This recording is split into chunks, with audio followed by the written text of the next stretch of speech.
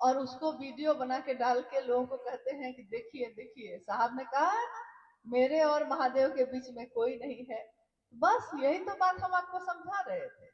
लेकिन जो जो ये कह रहा है वो चाहता है कि आप उससे जुड़े रहिए। ये बड़ी आश्चर्य की बात है। वो चाहता है कि आप उनको छोड़ दीजिए, लेकिन वो ये चाहता है कि आप उनको पकड़े रहिए, उनको मत छोड़िए। तो ये बड़ी अजीब बात है। अब है कि जिसने आज भी अगर राजस्थान के मरुस्थल में भी शिव को अपना गुरु बनाया है, वो मेरे कलेजे का टुकड़ा है।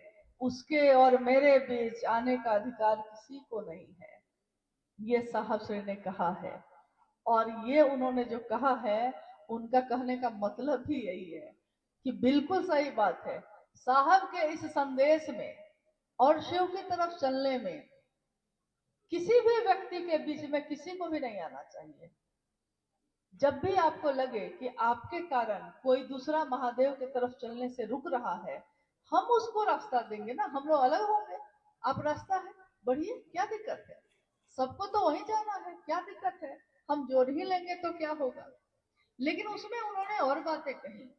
उन्होंने ये चर्चा की थी उस समय तीनों संस्था जो बनी हुई है हम लोग की, जो 2007 में ही गठित हुई थी, शिवशिष्य परिवार, शिवशिष्य हरिनारायण फाउंडेशन, वैश्विक शिवशिष्य परिवार, ये तीनों चीजें जब बनी थी, उसके कुछ समय के बाद एक बैठक में साहब ने ये बात कही कि कोई किसी पद पे हो, कोई कुछ भी हो, संयोजक है, अध्यक्ष है, उपाध्यक्ष है, कोई कुछ भी हो, लेकिन वो मेरे और किसी गुरु भाई गुरु बहन के बीच में आने का अधिकार उसको नहीं है। ये बिल्कुल सही बात है।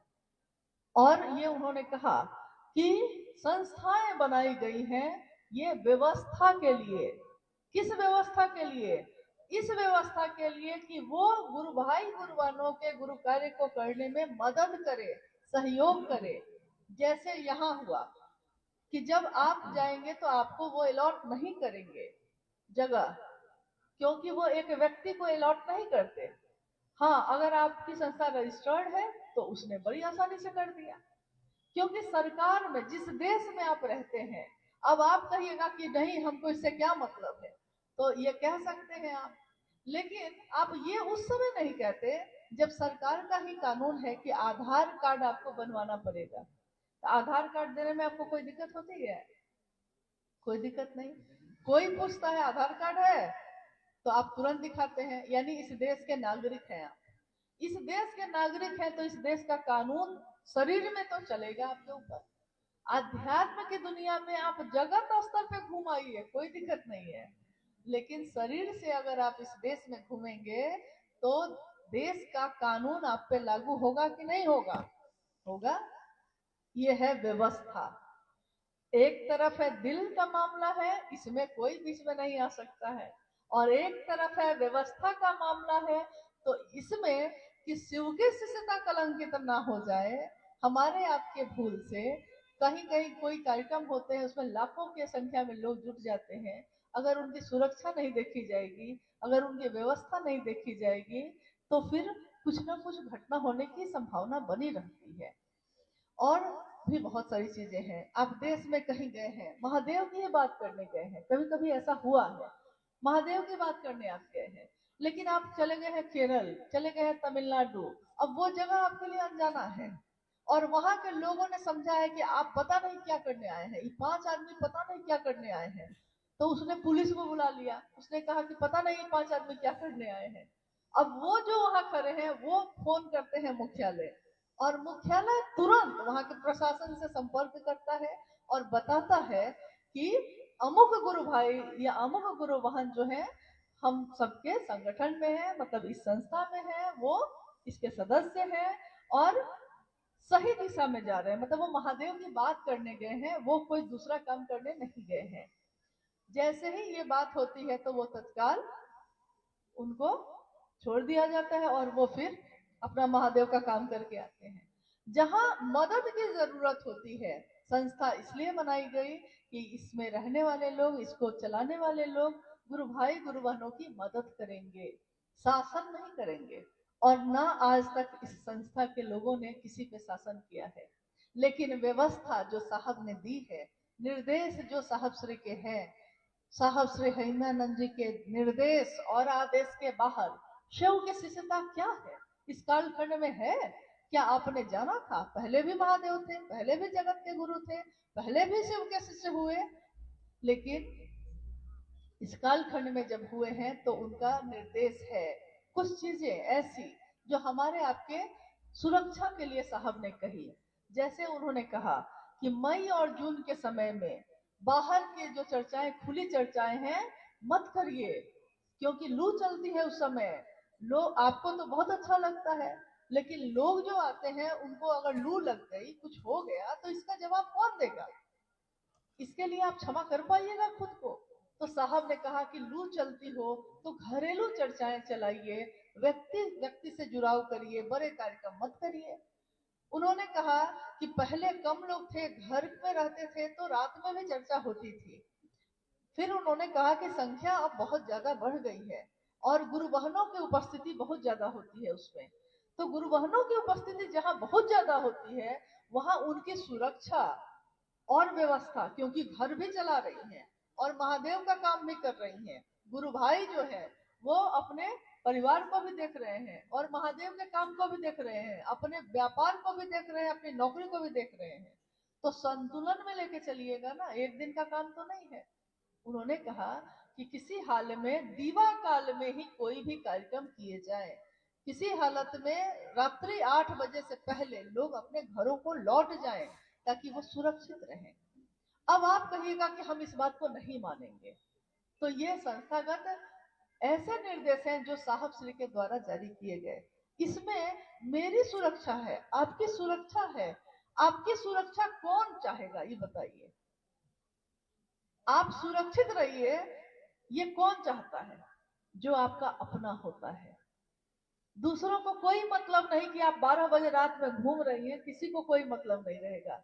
लेकिन जो आपका होगा, अगर वो गुजर रहा हो तो वो उसी समय रुक के कहेगा कि दीदी आप यहाँ क्या कर रही हैं? आसपास माहौल ठीक नहीं है, चलिए चलिए घर पहुंचाते हैं। अपना है वो, आपकी परवाह कर रहा है। शिव की शिष्यता में साहब से अपना कौन है हमारा आपका? उनके निर्देश को मानने में हमको आपको क्या दिक्कत? उन्होंने यही कहा, कोई आयोजन करते हैं तो लोगों से आप सहयोग लेते हैं, उसका आय व्यय का हिसाब कर लीजिए, इससे पारदर्शिता बनी रहती है, इससे लोगों का विश्वास आप पे टिका रहता है कि नहीं ये सही लोग हैं, ये अगर करते भी हैं तो सबके बीच हर बात को रखते हैं। नहीं, इसमें क्या गलत है? अगर आप कहेंगे कि नहीं हम नहीं मानेंगे इसको, तो नहीं मानिएगा तो कोई आपको बिगाड़ थोड़ी ही कुछ लेगा। एक बार तो साहब ने कहा ही कि भाई देखो, संस्था ब्लैकलिस्ट करती है किसी को तो उससे डरने की जरूरत नहीं है, संस्था अपना देह बचाएगी। भाई संस्था तो देश के कानून के अनुसार चलेगी, कानून से बाहर आप कुछ भी कीजिएगा तो संस्था कहेगी कि भाई इससे हमको कोई मतलब नहीं है, ये आदमी गलत है, कह देगी। साहब ने कहा कि उससे डर नहीं, डरते हैं तो कोई बात नहीं, डरिए उससे कि कहीं महादेव की काली सूची में ना आ जाए हम लोग, महादेव के काम में कोई ऐसा गड़बड़ न कर दे, उससे न डरना चाहिए। तो हाँ, उससे भी डरिए, डरने की बात नहीं है। देखिए, जो महादेव से जुड़ा है वो कभी भी गलत काम नहीं करेगा, और जो साहब और दीदी के संकल्प पे चल रहा है वो उनके दिए हुए निर्देश को मानने में उसको कोई दिक्कत नहीं होती है, खुशी खुशी मानता है। क्या दिक्कत है? हम भी उन्हीं के अधीन हैं, हम भी उसी व्यवस्था के अंग हैं, आप भी उसी व्यवस्था के अंग हैं, सब तो वही है। कोई एक घर को संभालता है, कोई 10 घर को संभालता है, अंतर बस इतना ही है। कोई एक मोहल्ला को संभालता है, कोई पूरे राज्य को संभालता है, अंतर तो इतना ही है, लेकिन काम तो सबका एक ही है। चलिए, आज की ये जो बैठक है, ये संगोष्ठी जो हमारे गुरु शिव को समर्पित है, साहब दीदी को समर्पित है, इसमें आप सब आए हैं। हम लोग को भी मौका मिला बात करने का, और उम्मीद करते हैं कि आज की इस बातचीत से और परिवारजन ही हो हमारा, और हमारा मन जो संशय में है फंसा हुआ उससे मुक्त हो, महादेव की दिशा में हम सब चले। और आने वाला जो ये वक्त है आपका प्रयागराज का, इसमें इस आध्यात्मिक भूमि पे करोड़ों लोगों की उपस्थिति हो रही है, होने वाली है। अध्यात्म का और सामाजिक सौहार्द्रता का अद्भुत मिलन है शिव की शिष्यता। शिव की शिष्यता सबको प्रेम का रास्ता दिखाती है, और ये प्रेम ऐसा है जिसमें शिव से मिलने की बात है, शिव से ऐक्य सुनिश्चित करने की बात है। शिव अपने शिष्यों के मानसिक स्तर पे उतर कर उसका परमात्मा से यानी स्वयं से ऐक्य सुनिश्चित करते हैं। तो हम सबके गुरु शिव हमारे मन को अपने तरफ उन्मुख किए रहे, हम उनके काम आ सके, क्योंकि महादेव ही तो आए सबके काम, हम भी उनके कुछ काम आ सकते हैं। ये तो पहली बार साहब ने कहा, ये हमारा आपका सौभाग्य है कि हम लोग थोड़ा ही उनके लिए कुछ कर सके। गूंज उठ रही है हर तरफ महादेव की, महादेव की। एक महाशिवरात्रि में साहब ने अपने गुरु शिव से कहा, ये जो हरा भोला हरा शिवा की गूंज उठ रही है, मैं शिव का शिष्य हरिंद्रानंद ये चाहता हूँ कि ये गूंज आपकी आपकी शिष्यता की गूंज पूरी धरती पे गूंज उठे। और यही मेरी चाहत है, यही मेरी प्रार्थना है, यही मेरी आकांक्षा है, यही मेरा पाथेय भी है। हम सब साहब के उस संकल्प को याद करें और उस रास्ते पे चलें। माँ की छाया चल ही रही है, साहब का साथ चल ही रहा है, बस हमको आपको